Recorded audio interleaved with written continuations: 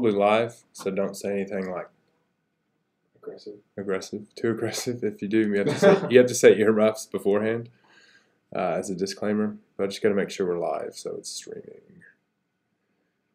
I think we're probably sweet. Yeah, we're sweet. All right, cool. Yeah, we're on my Andrew Davis page.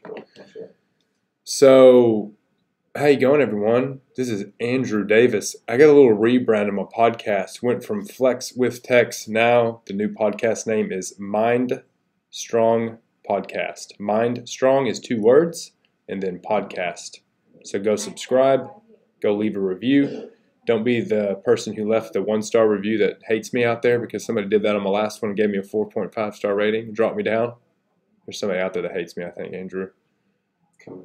Yeah, no, they got to get it together. Yeah. Well, I'm back here today with my co-host, Andrew Wild. Co-host? Yeah, I'm going to call you my co-host. Andrew is a local. You're an exercise physiologist or a physiotherapist? So, physiotherapist and strength conditioning coach. Very good. Yeah. It's Andrew Wild. So Wild Physio Fitness on the gram. Go follow. He's got very, very good content. He is very in line with my philosophy in fitness. He's a lot smarter than me, a lot better looking. He's a very successful guy. It's piss in my pocket, man. I'm here also with Lewis. Say hi, Lewis. Hey, guys. Lewis is here as a learning curve. He's learning the podcast ins and outs, and just kind of being here for some support. And he's doing some good things for the podcast studio. So we are very appreciative to have him here. But let's talk to Andrew Wild. Wild, what is going on in Wild World? Nothing too much to report. I launched an ebook last week, actually. Which ebook? It's called Your Body Bible. So I've collated, I had 2 ebooks on my website prior to that, strength and exercise education one and a nutrition one, and I've pretty much collated those 2 together and then added a heap more content within the ebook. So it's 90 pages of pretty much 90 pages of what I wish I knew when I was 18. Where can we find this ebook? On my website. What's your website? wildphysiofitness.com.au, and it's in shop. There's a free version and there's also the full version. Is the free version like the Cliff Notes? Do you know what Cliff Notes are? Yeah. I've heard the word before, or the terminology before. In university, if you're a lazy ass, you would basically go to the bookstore, and instead of buying the actual book, you would buy the Cliff Notes version, which gave you the key points, and you could very easily. All the teachers base their questions off the Cliff Notes version because the key points. It's like just a shortened version, summary. Yeah. Now, teachers did get smart and actually start asking questions that were not in the Cliff Notes. It's a shortened version. It just gives you a taste of what's in it. You can get the gist of any story and the main points of anything using the Cliff Notes. But so the Cliff Notes version of yours is free.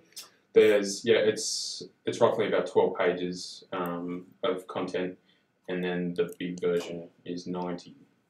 And wow. The reason why I created it is I wanted to pretty much dispel all the crap out there. It took 90 pages. Yeah, it took 90 pages. So I go through strength and exercise education and nutrition education. I debunk a lot of myths, nutrition and fitness myths. It's effectively why I called it Your Body Bible is because it's going to answer pretty much every question you've got. Do you mean I don't need to go and pay a PT $150 in the CBD to take me through this stuff? It's pretty simple when you I wouldn't say it's simple. We need a more simplified approach to fitness. Correct. And there's so much jargon and bullshit in the industry. It's like, if you have a question, it's like, where do you even go to these days? Yeah. And that's what I wanted to do, was answer all those questions in a really simple to understand way for the general public. But at the same time, there's so much science in the ebook itself. It's all evidence-based content, so even fitness professionals, PTs, physios, they could all get a lot out of it as well, because it's up to date. And I'm regularly updating it as well when there's new research coming out. Did you do it on Canva? No, I didn't actually. Where'd you do it? Did you actually get it professionally done? No, I just did it myself. Not on Canva. That's impressive. Where'd you do it on? Used Word, PDF. No way. And put it all together on there. Okay. Have you ever used Canva? I have. I use Canva for my sort of my memes on Instagram, Yeah, and I've right. done a couple other things on it. But yeah, like I've dabbled. Okay. I'm not as good as you. No, you're good, man. I like your content. I look at your stuff every day. Yeah. And I love your theme, the purple. It's clean. It's professional. Looks good. Is it purple?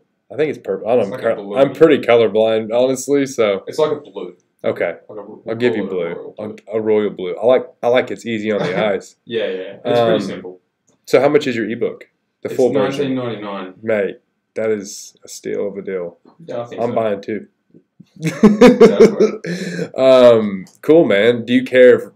So I always wondered this: if somebody buys your ebook, can they redistribute it legally? Not for profit, obviously. Not legally, but they can. Yeah, I right. can't stop them, can I? Yeah, right. You know, if you get it in a PDF, obviously you can easily redistribute it. But the way I look at it is, if I'm getting my brand out there more and more people are seeing it, more people are potentially going to buy my workout packages, more people are going to come and see me face to face for physio. So Speaking of that, he also has workout programs, probably some rehabilitation, prehab, yeah, I've stuff got like that. well, there's 7 different programs on my app. Which You have an app. yeah, The guy's got an app.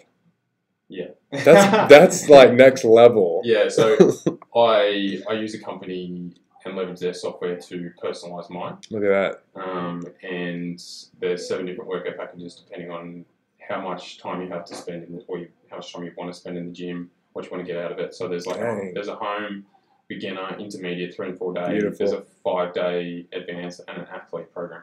Speaking of that, general population, how many days a week do you think most should be working out? I'm happy with 2 to 3. Mate, and I'm the same, and I feel that the vast majority of our GP is working out way too much, putting way too much pressure on themselves. The amount of times I've turned someone's life around by saying, hang on, you don't need to go 5 times a week, you go 3 times a week and we can get more out of it with a more scientific structured program, and it blows their mind. And then, mate, I agree, and then just telling somebody to go walk 10,000 steps a day. Yeah. And then maybe add some weight to that. Maybe 100%. put a backpack on with some weight in it. I had a lady recently come in and she was going to the gym 5 times a week, and pretty much wasn't moving at all during the day, sitting down most of the time. I peeled it back to 2 sessions a week at home. She got rid of the gym membership, and she started to walk 10 to 15,000 steps per day. Yeah, right. And A, she felt better. B, her clothes started to fit better. And C, she actually lost about 6 kilos. And she's got more money in her bank account. Correct. So, Wins. fitness doesn't have to be complicated. It doesn't have to be expensive. And that's another reason why I've set up everything I've set up, because the amount of people spending $70, $80 on a gym membership at, say, one of the hit places like F45 or something like that, you just don't need to. Yeah. And F45 is great as a supplement to your fitness, but you shouldn't be using it as the main staple. If you go in for a session, maybe I would say at the max 2 sessions per week. Yeah, I did a post on this recently about high intensity interval training, and I recommend no more than 2 a week. Yeah, right. Just because of recovery, Recovery. Central nervous system. Exactly. Central nervous system. The other thing is people often get very hungry after hit sessions because it's so taxing and demanding, and they'll overconsume. If you're doing 6 sessions a week, a lot of people, I just see them banging their head up against a brick wall. They're going and doing 6 sessions, but they don't realise that nutrition is king when it comes to fat loss. Yeah. And then we peel it back. I say, okay, let's train smarter, not harder. Let's just monitor that nutrition, get that nutrition on track, and away we go. You would think that, for me, for instance, I used to spend I can't imagine how many hours per week. It was an hour going to and from the gym, an hour and a half in the gym, and then the hour after the gym. So you're looking at 3.5, 4 hours a day. Times that by 5 days a week, man. That's a whole day. Yeah. But the problem is a lot of people think that that's what it takes. Yeah, right. I did, and I knew better, and I was just addicted to it was a habitual training. Yeah, that's all it was. That is one of the big problems in society we have with fitness. They think that it's so hard when it's not. Yeah, right. I'm only in the gym 4 days a week, so max of 45 to maybe 50 Man, minutes. I'm literally I'm 45 minutes and I'm done. Yeah, I'm finished. And I do BJJ 4 days a week, and then I only do weight training 3 days a week. Yeah, awesome. And I'm getting sufficient rest. I'm recovering. I did have the little setback on Monday with the injury. Yeah, I wouldn't say injury, niggle. I'll call it an injury. You would you? Yeah. I would call it injury. I was posting with my right arm during a jiu-jitsu, just like a match, and jammed my shoulder, and I couldn't move it. Monday night, Tuesday morning. And then this morning I woke up a little bit more range of motion, Andrew came in, gave me a little bitty 3-minute assessment, and yeah, I'm good. I'm not dying. You'll be fine. But if I would have gone to some physios, I may have been given a recovery plan, maybe have gone over my neck, my knee, my hip. Might have been told that Might have needles sticking out of my head, acupuncture. Might have had to book 12 appointments. Yeah, exactly. But with him, it was, no, you're good, man. Just give it some rest. And he took the approach that I like, which was not bullshit. Yeah, get to it. Get moving. Keep it strong. Yeah, let's talk about, so we talked a little about fitness, obviously. So Andrew has available not cheap programs, very high valued programs at a very affordable price. Simplified, you don't need to be paying $150 a session to a PT now. If you have the money and you have a PT you like, go for it. By all means, do that. But most of us can't afford a $150 PT session. Most of us can't do that 3 times a week. There's time constraints. There's lots of reasons why you would find value in something that Andrew provides. So if you have a chance, get over to physiofitness.com.au. Everything's on there. Shameless plug. There you go. What is the app company that I'm going to give them a little shameless plug? So I use My PT Hub. They're awesome. Yeah, sweet. So they're supposedly the #1 software company in the world. Yeah, man. PTs. I went through a little demo with them. Yeah, no, they're good. Yeah, cool. So you can individualize it so well, and you get your own logo on the app and videos. Put your own videos, put your own welcomes. My clients get a PDF that has video content. Nice. So it's interactive. Is it interactive? Can you talk through the app to you? Yeah, messaging. There's chats. There's messaging. There's a private Facebook group. It's got it all. Oh my gosh. One-stop shop. Cool, man. All right, so let's talk. We decided that this session, this podcast episode was going to be kind of around rehabilitation, some of the bullshit in the industry that we see every single day. People will just kind of, where do you want to start here? Where do you want to start? Yeah, I will start with foam rolling. Foam rolling, yeah. So foam rolling is something that I absolutely freaking hate to do. I hate sitting down and doing it. I have too much of a monkey brain to sit down for 10 minutes and foam roll my leg out. Most of the time it hurts to the point where I want to throw up. I've been told that you're supposed to roll to where it's uncomfortable but not go into the back cave, if that makes sense, not go too far into the hole. I've heard all kinds of stories. I've heard that your fascia is so thick that you would have to put tons of pressure on it just to break it apart. So what are some common misconceptions with foam rolling? Put it this way. Think about what you do if you throw 100 kilos on your back and you start squatting. Yeah. Think about the load going through connective tissue. So Think about the load going through your muscle. And then you jump on a foam roller and you're using a percentage of your body weight on a foam roller, and you think that that's going to do something. Yeah. It doesn't make sense. Make any sense. It doesn't make sense. So, but you have a look at the literature, and everything tells us that the tiny changes in range of motion and flexibility that you see when you do get on a foam roller are gone within 5 to 10 minutes. If you don't, yeah. So most people think they can just foam roll and get up and start working out, and they've done something. It does my head in, because people think exactly what you just said. They can jump on a foam roller and constitutes a warm-up, which it just doesn't. Yeah, right. So, look, I cannot remember the last time I told someone to foam roll. I think it's a complete waste of time. It's junk time, in my opinion. I think there's a hell of a lot better ways of going about it. In terms of, I said this the other day. I actually did a video on this about 3 days ago. We have an obesity epidemic, and people are worried about how much time they're spending. What do you mean? They got to warm up, bro. I'm kidding. It's just ridiculous. They think that foam rolling is going to give them that edge. And the scientific literature tells us that it doesn't increase performance, it doesn't increase range of motion and flexibility long term. You get tiny, small changes that are gone within 5 to 10 minutes. If you want to do it and you like it and you feel better after it, go for it. Is there adaptation? Even if it's a small change, is there a small, tiny adaptation maybe? Not really. Not substantial. No, nothing that lasts. You would have to roll constantly for hours and hours and hours and hours and hours every day, and potentially get someone to stand on top of you. I was going to say, jump on top of you while you're doing it to make any change. Because as I said, all the literature just tells us straight up that it doesn't really do anything. And even if it does that tiny little bit in terms of range of motion flexibility, well, it's gone. So quickly. a foam roller is supposed to get into the fascia, correct? We're supposed to get into muscle tissue, Which is like a and- cobweb, like a web, basically. so the fascia is on top of the muscle. Okay, so it has to get through fascia to get Yeah. to the muscle. Well, it's got to get through skin. It's got to get through fascia. It's got to get. There's so many layers that it's got to get through to even get down to the muscle itself. And a lot of physios will claim that it's releasing trigger points, but that is complete BS, it's as well. Yeah. Physios cannot reliably source and tell someone that there is a trigger point. All the literature tells us that. Right.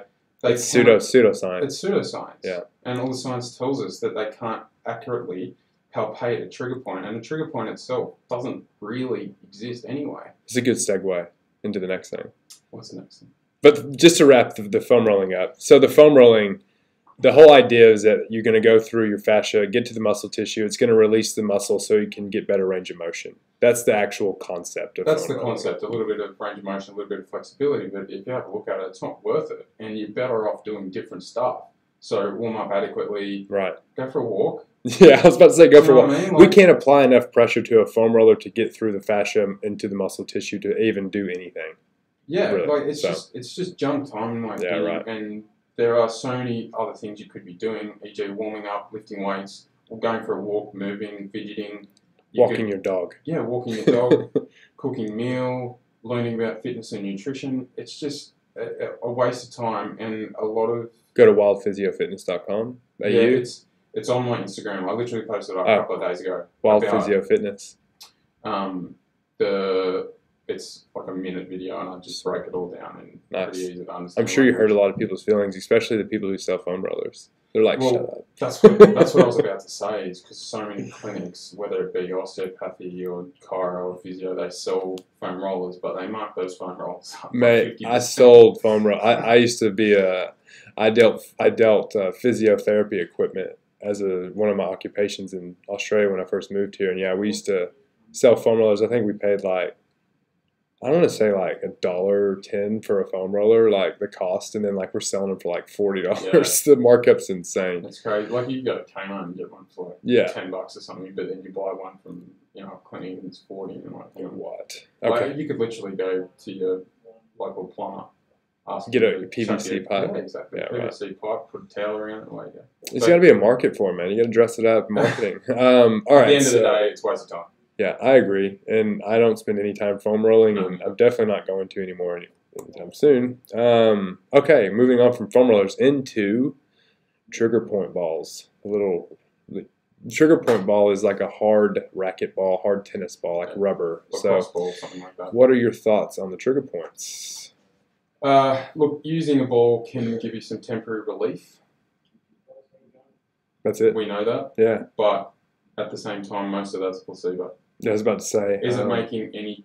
It's similar to the foam roller in regards to we get those really small range of motion and flexibility It's more changes. dense. It's more dense. It's harder a as different structure, so it's gonna maybe get deeper to a certain. I think that's like the concept of it. Was it's wouldn't- able to get deeper, maybe, or I more, wouldn't say more, it's dense, getting deeper. more it's pressure, more localized. more. I'd say. Okay, so it's more. It's going to a smaller surface area. Yeah, yeah. So But makes sense. if you have a look at it as well, the same thing applies. If it's going to make tiny, small changes in range of motion or there's flexibility, better they're things gone. to do. Yeah, they're gone within 5 to 10 minutes. Makes and sense. It's again, it's not necessarily junk time. Like I would take using a trigger point ball over a foam roller any day of the week, but at the same time, I still think that people need to be doing other things before Yeah, right. they do that. Well, let me give you a scenario. I've used a foam roller for my ankle mobility, where I sit on my knees and I put the foam roller underneath my toes, and I kind of actively go up and down with the ankle joint, Yeah. and then I immediately stand up and get into a squat, and I work through those Yes. ranges of motion. Could you see efficacy in that? Yes. Okay, so I got into an argument with a guy on my Instagram about this, and he was saying that's a complete waste of fucking time. And I said, well, dude, I've done this for like 10 years, and I can tell you that it's helped me tremendously. But by itself, yeah, like you're not going to sit on a foam roller and just sit there and expect an immediate return on it. But applying other things after that completely helped me in that moment. And then over time, those adaptations occurred, but it wasn't because of the foam roller. It was because of what I was doing after the foam roller. My question to you: would you get those adaptations even without the foam roller? Doing what you were I doing couldn't- after the foam roller and cutting. The I don't foam think. roller out? I would say yes. The reason why I used the foam roller is because my ankles were so stiff, and if I were to drop into a squat and try to work through those ranges of motions without isolating the joint first, it was harder and it took longer. So if I spent 5 minutes going up and down on a foam roller with that ankle joint, it warmed it. I almost warmed it up. Yeah. And then I stood up, and then that range of motion was better, and it was more comfortable for me to actually work through those ranges. So No, another way you could have done it: yeah, 100%. I'm looking for efficiency, mate. get a skipping rope. Dor- Skip for yeah, skip it makes for a minute. sense. It would be dorsiflexion. Yeah, well, when you're skipping, obviously, because the idea of a warm up is obviously blood flow. Yeah, That's sure. the big thing, activate muscle tissue you're about to use, blah blah blah. But if you just skipped for a couple of minutes, and then you did your deep squat, you'd have the same effect. Same effect. As a foam roller. And that's but you'd actually dynamic. have a better effect because there's a greater blood flow. Makes There's greater sense. blood flow than just jumping on a foam roller. By punching the arm, you'll get increased blood flow. It's true. By punching the arm a lot of times, you'll get even more increased blood flow. Right. Or you just get a dumbbell and lift your arm up and down a few times, that's even more blood flow. Yeah, right. Because there's Does a that make resistance there. Just jump up and down for a bit and then drop into a deep squat and then you're getting the same benefit and then you don't have to play a stupid foam roller. Maybe we should go on a foam rolling burning campaign where we just burn foam Good. rollers. The amount of times I've seen trainers, People swear to this stuff, man. I know, the amount of times I've seen trainers spend literally like half an hour on a foam roller and then I'll ask them, what are you doing? Oh, I just need to. Mobilizing, mate. I'm mobilizing. No, you're not. Yeah. Pull your head in. Pull your head in. Like, it's just ridiculous. I find it bizarre that people think that, and a lot of this stuff is placebo, as I've said. And Yeah, right. People will believe anything. There's no long-term studies on this stuff.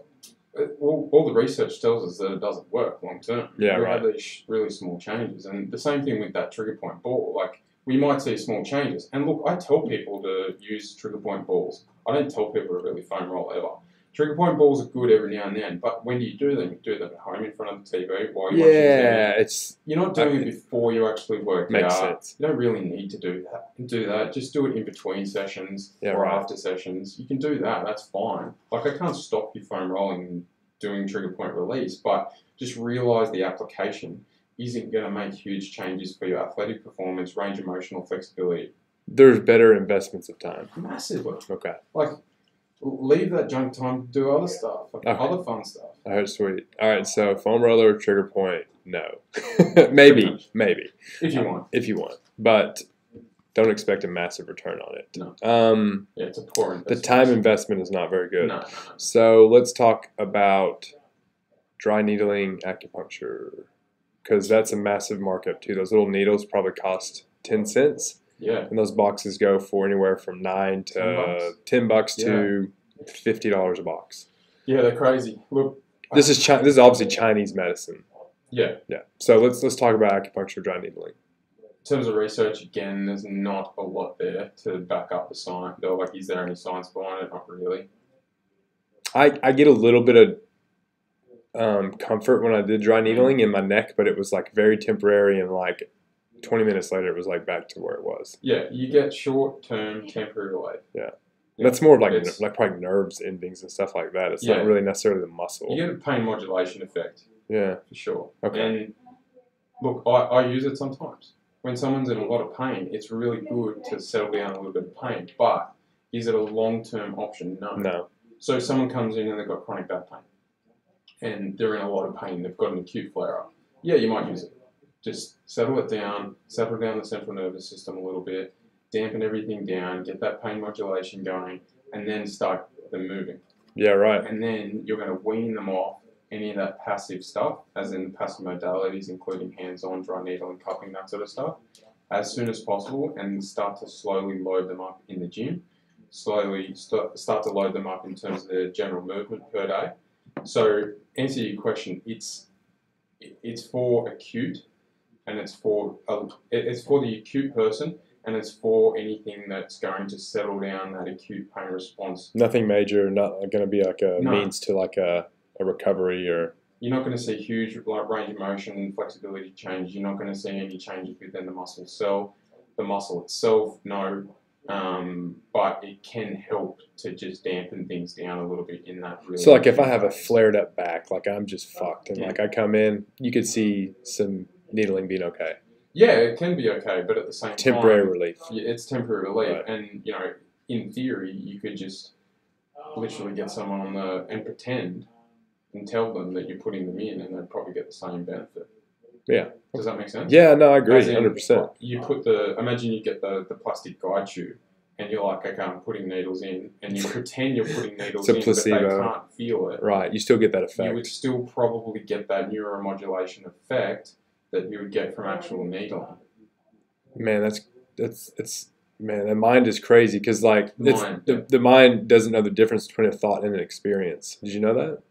The mind, I'll say that again. The mind does not know the difference between a thought and an experience. So, like he said, if your mind can trick you into feeling things, basically. 100%. And it can also trick you into or help you with skill. Yeah. If you can visualize yourself doing a certain skill better in your mind over and over again, without even doing the actual skill, you can improve your performance or prove that actual skill. That's pretty crazy, man. And it's like sham surgeries, as in they've done a lot of studies. You talking on about like shams. Botox and stuff like that? I'm just kidding. So Butt implants. there was a great study done when they compared arthroscopy on knee, where they put the portal cuts. Yeah, right. They actually did nothing. They literally Kidding. cut, sew up, Inflammation went down. put the person out, but the person thinks that they've had their surgery done versus the person that has actually had the arthroscopy done. Sure. And the actual effects long term were just as good No way. in the placebo group versus the actual group. No way. Yeah. That's insane. So, yeah, That means your mind can heal, basically. yeah, for sure. Because pain is very complex, and a lot of people don't know what pain is and what affects it. Yeah, right. There's so many things there are so many factors that come into someone's pain experience, and your pain experience. Your versus thresholds and mine. stuff. Yeah. Well, not necessarily the threshold, because the threshold is again influenced by past experience, blah blah blah. But your experience versus my experience will be very different. Okay, right. Makes sense. So pain's like the alarm system of your body. Yes. The alarm's going off telling you that there's some potential danger, but often the danger doesn't correlate to the damage. Yeah, that makes sense. It's effectively a perceived threat. The Okay. body's just trying to protect itself, and it's telling you, okay, that was done, don't do that again. Like your shoulder at the moment. Yeah, exactly. The pain at the first few days, the pain is there literally Just remind me. just to remind you, don't do that again effectively. Like if we boil it down, the pain actually doesn't come So it's from not really there. So I can just go out right now and just start going after it. your brain would probably not let you do that. Okay. So the pain itself doesn't actually come from the shoulder. It's the brain. It comes from the brain. Makes sense. So we get a signal from the shoulder up to the brain, and then the brain sends a signal back down to the shoulder to say that's where it is. This is why some people can like endure amazing, crazy amounts of pain and can like go into like sit in ice for an hour without like William Hoff. Like he's figured out a way to like Wim Hof. what did I call Yeah, him? William. More professional. Wim. Wim Hof. Yeah, that's what he can do. He can shut that part off of his brain and just kind of go into his happy place, and it doesn't affect him. Yeah, and your previous experience, your social, environmental setting, your previous history in terms of injury. There's preconceived all have- notions. Yeah, Right. you have these. Your brain doesn't forget. You might forget, but your brain won't. I'll definitely forget. Say for instance, you're not an elite athlete that's had 10 injuries in their career. They will probably, I'm generalising, but they will probably deal with an injury a hell of a lot better than someone that's never been injured in their life and they present to me. Yeah, I agree. A lot of women will say after childbirth they can cope with pain a hell of a lot better. Could imagine that. It's all relative. Yeah, that's true. And I often ask someone to come in and be like, what's your pain out of 10? And if a woman before they've given birth, they might say it's a 5. After giving birth, they're like, well, it's like a 1. I just know something's wrong. I'm just If you here. say like childbirth's a 10, or Yeah, right. It's just relative. Someone stabbing in the eyes like It's a 10, relative. or chopping your arm off is a 10. So it's all relative to past experience, what that person has dealt with during their life, and also their environmental setting, their social setting, their psychological setting, what they're being told. I was about to say, what they've been told in the past in terms of what pain actually is, their previous experience with their parents, like how did their parents deal with pain, as in as soon as they had pain as a kid, where they're like, okay, we've got to go to the doctor, or was it, hang on, just suck it up, You're good. you're good. Yeah, that's kind of how I am. You know how I was like, you're good? Yeah. A lot of people would be like, oh, no, we need a scan. Yeah, that's... We need a scan. Right. But that in itself just had these negative connotations immediately when you're like, oh my God, my shoulder, it's no good. I have a problem. Then what happens as soon as you feel that danger signal, you perceive that danger signal as a threat, and you're like, hang on, I can't move that shoulder because my shoulder's no good. It makes sense. But hang on, you just did that. You just put your hand above your head. Yeah, right. And then all of a sudden, after I've given you that nocebo, you can't. Yeah. Oh my God. So the brain has a huge part to play with any injury. And one of the biggest things I advocate is pain management, pain education. If I don't teach someone how to deal with the pain and what pain actually is, I'm doing a disservice. Because it's going to happen again. It's going to happen again. 100%. You're trying to teach people how to have tools for future, not just come back to you and give you money.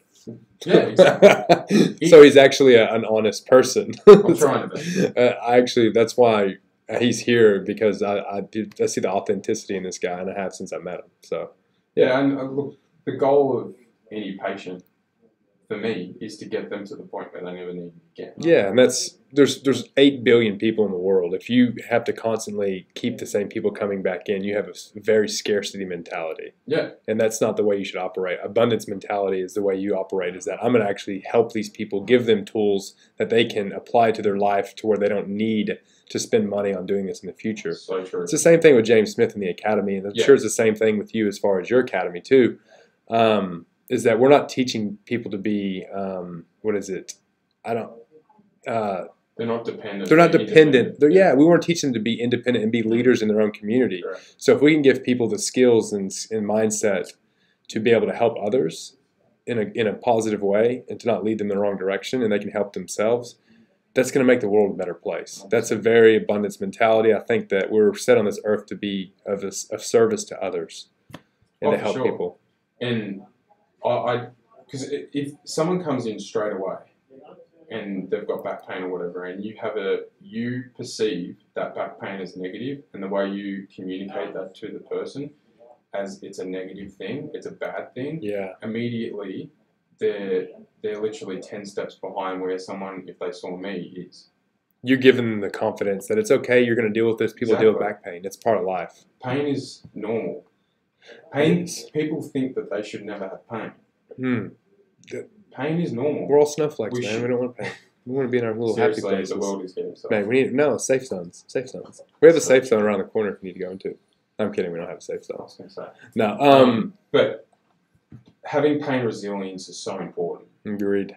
Realizing that it's just that potential threat or that signal, that danger signal, is a great way to put it. But people think that as soon as they have pain, something's wrong. Yeah. And something's structurally wrong. Sure. And that's the way I replied. That's the way I responded to mine. Like, I immediately was like, fudge, I'm going to have to have surgery on my shoulder. Yeah. I thought of the worst case scenario. I'm historically a worrier, so that makes sense. Let's go into the next one about cupping. There is no scientific evidence to suggest it does anything. Dude, it looks so sweet when you have those big circles on your back. You look like a freak athlete that, like, you need this stuff. Like, you know, back when, what Olympics was it? Was it 2012? I think I remember seeing it. When Michael Phelps had them all over. That was the first person I saw with all those circles on his back. Was it 2012 or 2016? I want to say it's 2016. Maybe it was 2016.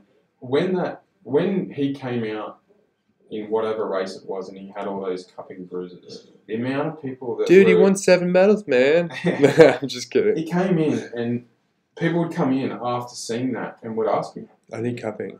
Michael Phelps says it. I swear to God, that was probably 30% of my patients. He also smokes a lot of weed. You should offer him some weed too. Hey, he smokes weed too. Here's some cupping. We'll get high. Well, that'd probably work. And then we'll eat cheeseburgers because he loves McDonald's and he eats Subway every day. Like, I think he eats 4 or 5 Subways a day. He was on. I'm pretty sure when he was training, he was eating 10,000 calories. Yeah, he was. I think he was smashing 4 to 5 sub sandwiches for like lunch or something, which would make sense. I can't imagine, man. Because I go swimming and I'm tanked for like at least 3-4 hours after when I do like It's hard. a 30, 45-minute swim. See, he would have been doing, I don't know, Oh, dude. 30, 40, 50, 60, 70 Ks a week. Who knows? I'm not sure. How many Can you Ks he's imagine actually his doing. aerobic capacity? Just like being I able to actually- go. This is quite fascinating, actually. So the reason why they think Phelps was so good is he got rid of lactate quicker than anyone. Really? So he could go through those cycles of lactic acid, like Yeah. glycolysis? He could remove lactate Okay. quicker than any other athlete, they think. So Peter Attia was interviewed on the Joe Rogan podcast recently, and I listened to it. Was a really good, quite a good interview. And the threshold that he would get to was so low because he was so efficient at removing it, as opposed to Doesn't it people go to pyruvate? Doesn't it like Yeah. pyruvate or what else? There's 2 pathways after, right? there was several, Byproducts? There's several But pathways. pyruvate's a byproduct of lactic acid, correct? Pyruvate and hydrogen ions. That's what it is, yeah. So the hydrogen ions effectively are the problem. They create the acidosis. That makes sense. That's Yeah. the burn, The burn. the big burn. Yeah, you the feel when hydrogen you're- ions are the problem. But he was so efficient in removing it, that's why he could continue to push himself How to does the one point. remove that? Well, that's just a physiological genetic. He's genetic free. I get it so bad in my legs. Yeah, Like when I walk up hills, like I'm not kidding you. Like it makes Yes. me want to puke. because some people get so his threshold is so low because he's removing it so much. There's 2 ways you can be a really good sort of endurance athlete. You can cope with a hell of a lot of lactate, as in you can just deal with it. The pain, it's not that big a deal. Or you can remove the lactate, and they think that Phelps, he never got above a lactate of, like I think Attia said it was like a 7 or 8, but he was saying that a lot of these swimmers get to a lactate of like mid-20s or low 20s, and he was just literally just cycling it out. So So he was effectively just born to do what I was he about to did. say, so it's just a genetic process that he's superior in. Is that Correct. his body's able to get rid of that byproduct, He can and- just remove it really fast. and he recovers that fast. Yeah. He It's okay. just literally like a... So if somebody wanted to get better at removing lactic acid or improving that and not pushing past their thresholds, is that just like a step process, like a baby steps almost? You can obviously get better at removing Just that pushing by... the limit more and yeah, more, like a pushing the progressive overload, basically, Exactly. like doing more each week and pushing your limits that much, and then obviously trying to recover faster. Yeah, like obviously being an aerobic athlete, if you're consistently pushing yourself, You're gonna get you're going to get better in your Krebs cycle and your electron transport. Krebs cycle. That's what so I was the Krebs thinking of. cycle or the citric acid cycle and the electron And then glycolysis. glycolysis is before that. So Okay. the aerobic cycles are the Krebs cycle, and then you obviously have the electron transport chain. Mm-hmm. And if you're obviously pushing into aerobic capacities all the time, they are going to become more efficient, It makes sense. which means that you're going to remove stuff quicker. It's just exposure. Pretty much, yeah. It's progressive overload's a good way to Yeah, put right. it. You're effectively just progressively overloading your aerobic capacity. Same you thing get with to the weights. point. Yeah, It'd be like adding 10 to 20% load every week on the same exercises, basically, essentially. to a degree, yeah. Or You're just raising getting your better. reps. You're just getting better at doing things physiologically, Makes sense. neurologically, and also physically. And So if you're competing and you're trying to improve on something, you have to be progressively overloading it. You can't have the same stimulus every single week and expect a return. Plateau. That's where plateau comes from. That's why most people that are not on some type of workout program that has a progressive overload built in, and they don't understand the principles of progressive overload, they just plateau out, and then you have this vicious cycle of people, working out for 4 or 5 months a year and then getting pissed off of the lack of result, and then they go and then it's January again, and it's like, fuck, I'm going to do it this year. yeah, This is why it's very good to outsource your programming. Even like I charge $12 a week for my programming, because I can automate that, and I can very easily give somebody a progressive overload based on their goal, because it's easy. It's not hard to program. Like the people that make it complicated, there's a reason why they do that, because they want to feel validated and to be the expert, right? So we have too much of that shit going on in the industry right now, and thankfully, you have people like Andrew Weil that has these platforms, the freaking app, that's freaking awesome, that has this available, so you don't have to go and drop $150 a session to get foam rolling tips. It's funny you say that. I actually had a client the other day, an online client, that asked me to add a foam rolling section into the app. Response? No. Response was, watch the video. Why? Watch my video. Anyway, but back to why we brought Phelps up was the cupping. Oh, yeah. So Cupping. the amount of people asking for cupping after that were huge. Yeah, Obviously, right. they see the world's Peer greatest influence. athlete, and I would literally say he's the world's greatest athlete. I would 100% agree with you, I man. think he's the greatest. He's most athlete decorated. I would say he's the best of all time in terms of like Dominance in the sport. total dominance. I know he has a lot of different races he can race as a swimmer, comparatively to like Usain Bolt cannot really go from 100 to an 800. Well, he raced Michael Johnson in the 200 meter and he lost, didn't he? Oh wait, no, Michael Johnson lost that. I was thinking. Remember when was it Donovan Bailey or was it Usain Bolt raced Michael Johnson the 400 meter Bolt run? would have been too young and Johnson too old for them to cross over. So then it would have It might have been been- Donovan Bailey. Maybe, yeah, because Bailey was a 100-meter specialist. So Donovan Bailey, 96 gold medalist. he was a Canadian. Yeah. He was Michael Johnson was obviously a 400 200 guy. Yeah. And they would go back and forth, and then Michael had the gold shoes or something, and there was like some heated argument between the two who was the fastest athlete, and obviously there's different races, so they did a 150 meter sprint. Yeah. I think Michael Johnson may have pulled his quad in that, Right. and Donovan Bailey just destroyed him, which would make sense to me. There's a completely different reliance on energy systems. Absolutely. So at 100 Right. meters, or if Michael Johnson's going at his full capacity after 100 meters, he's going to be tanked. Like he's not going to have that extra gas in the engine. Donovan Bailey. Wait, that's what I meant. Yeah. But Donovan Bailey ended up he- beating him. If he's a 100-meter runner, that's all he does. Obviously, he's relying on his ATP and his creatine phosphate stores, and he's really not getting in a glycolytic range much at all. Just for the rookies, ATP is like the explosiveness, that real quick bursts of energy, your 1 rep maxes, and then you recover. The recovery is obviously Any energy system is trying to create more ATP, yeah, but we have immediately in our muscles, we have enough ATP for about 3 to 6 seconds worth right, exactly. of energy, and the explosion of energy from losing a phosphate off the ATP. This is really nerdy. But I get it. But his Kind of. energy systems would have, in terms of Bailey's, he would have been relying on the ATP in the muscle and also the creatine phosphate energy system, which is going up towards 10 to 15 seconds max, and then you're getting into the glycolytic range. If he pushes So- past his threshold, is he just more susceptible to injury at that point? If he's No. pushing He's just going to be more Tanked. efficient. and tanked, it's going to take him longer to recover. Well, yeah, he's not going to be able to recover. He's not going to be able to or produce ATP as quickly as someone like Johnson, who's he's better at creating ATP with that glycolytic and aerobic Makes sense. Krebs cycle, blah, blah, blah. So they're just different energy systems, and this is why, again, getting specific with training for sport is so important, and training different energy systems. A lot of PTs have no idea They have about no this idea. stuff, Right. this stuff. And when I'm programming for an AFL athlete versus a tennis player, it's very different. Completely different. And the programming is very different with cardio in terms of strength, as we were discussing before. Strength stuff isn't that different. 80% of programs are all going to be pretty much the same, and then the 20% on top of that is going to be slightly different and quote unquote sport specific. Right. So yeah, programming isn't. It's not rocket hard, man. science. It's not No, really it's not not. that hard. It's not hard. Push, pull, squat, lunge, hinge, twist. Push, pull, squat. That's how I structure my programs. Push, pull, squat. Yeah, And- push, pull, squat, hinge, carry. Yeah. That's it. Throwing a hip thrust. Progressive single leg overload. work. Yeah. Yeah. Okay, cool. So we got through cupping bullshit. I've done it once. Won't do it again. If Very you get uncomfortable. benefit from it, go for it. But a lot of Yeah. the benefit you're getting is placebo. And remember that everyone that uses cupping as a treatment modality will tell people that it's for blood flow. Hang on, you're lying on the table for 30 minutes thinking you're getting blood flow because there are these sucky things on you. Sure. You could literally get 10 people to suck the skin on your back to get the same amount of Dude, we blood should- flow. It's a good business model. It's a great business model. Get 10 really hot chicks, they can suck your back and go from there. We could do this. We could market it. It's the science isn't there. What about if you cupped before a massage?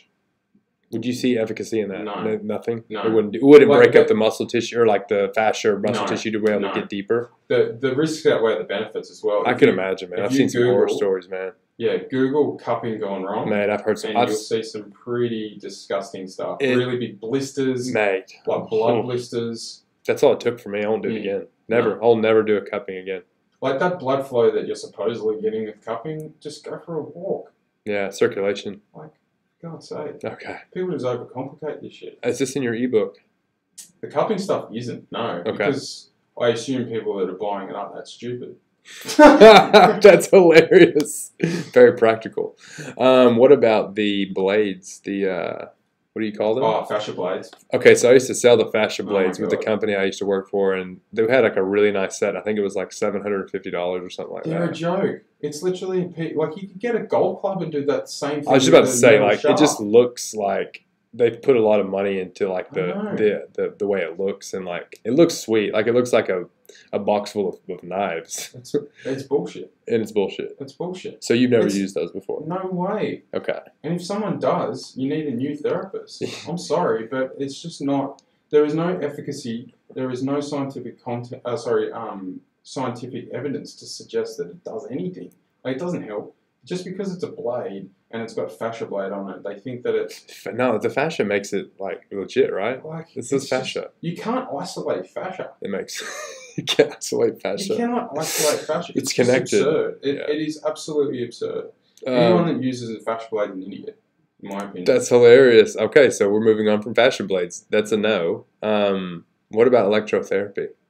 Complete BS.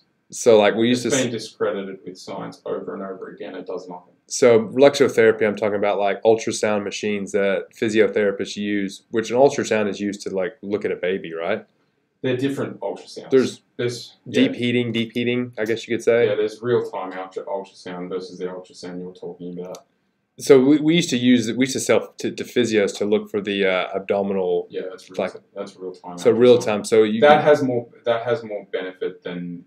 But at the same It's just time, it's it's a bit of waste visual of feedback. time. It's Yeah. visual feedback. You can get the same with a hand. You could put a hand and let somebody feel something. I think it's a lot of money to spend. That's marketing, man. They're $5,000. Yeah, It's and, marketing. but a lot of companies are using these type of products to make themselves look a little bit more legit. Validation. Validation, exactly. I see a lot of older physiotherapists using the electrotherapy versus the new It's younger very- physiotherapists. It's old technology. It's old technology. It's been debunked by science. It does nothing. Again, if you get ultrasound, I'm not talking real time ultrasound on your abdominal wall. I'm talking like the ultrasound where they move the thing around with a bit of gel on it. If you're getting that, TENS, interferential, anything like that, it's a complete waste of time. Inferential, really? A complete waste of time. Really? In 10 units, complete shit. It's all about, okay, someone comes into me and I've got half an hour with them. I need to prioritize. Yeah, not sticking them on a machine. Why am I going to stick them on a machine? Because it allows you to 15 treat minutes? more patients in the same time. It That's does, money. but But that's it's from a so- business standpoint. It's just ridiculous. I agree. I think it's complete should be- garbage. To be honest, if you have a look at the scientific literature, it should be outlawed. Nice. That's awesome. What about shockwave? There's some evidence to suggest it can That be. hurts. Shockwave hurt me. Yeah, it's like a jackhammer. Dude, if you don't know what a shockwave is, Google it. But it's basically a machine that has an air compressor and it has a bullet inside of the actual hose. And it's like a gun. Mm. And you stick it on joints and you push the button and it's like, and it's this bullet just constantly with air pressure going back and forth. And it creates not electrical, but it creates like It's literally an a energy shockwave. stream, a shock. It's a It's a shockwave, shock. yeah. It feels like a pinch and like So a it's like sting. a radial pulse shock Man. wave into the tissue. I did it on my elbow, and like I'm not kidding Mm. you, I felt like my elbow was gonna fall off. Yeah, Like, it it's- hurt. It's not a nice feeling at all. Obviously, they use it on tendons. So we're talking Achilles tendinopathy, supraspinatus tendinopathies, elbow tendinopathies. So it has a little bit of efficacy in a it. tiny bit of efficacy, but That's at like the end of the day, $15,000 for a yeah, I know, shockwave. so expensive. But at the end of the day, how do tendons get better? They get better with loading, and we're talking Sure. heavy loading. So you need to load the tendon. So if you're only getting shockwave as part of your treatment and nothing else, you need a better therapist. If you're getting shockwave with additional loading, that's okay. Nice. I'm okay with it. So you need to use it in conjunction. Yes, but again, the amount of money you need to spend on a shockwave machine, $15,000, bro. No. That's tough to justify. you obviously have to spend more money. You obviously have to charge more. Like if you're going to get someone in for a shockwave therapist, Well, that's when you also get the electrotherapy units, and you can treat 5 patients at one time. that's true. Just chuck them on the electrotherapy. Come in 3 times a week. Happy days. Man, we're almost going for an hour now. Let's pretty Okay. close. No, that's cool. Do you have anything else that you wanted to talk about? At the end of the day, most injuries will get better if you get them stronger. So this is your closing statement. This You wanna is do a my closing statement? This is my closing statement. if you learn what pain is, you learn how to manage pain, you learn how to become resilient in regards to the pain, you progressively overload the area and you get the muscle tissue around the area stronger.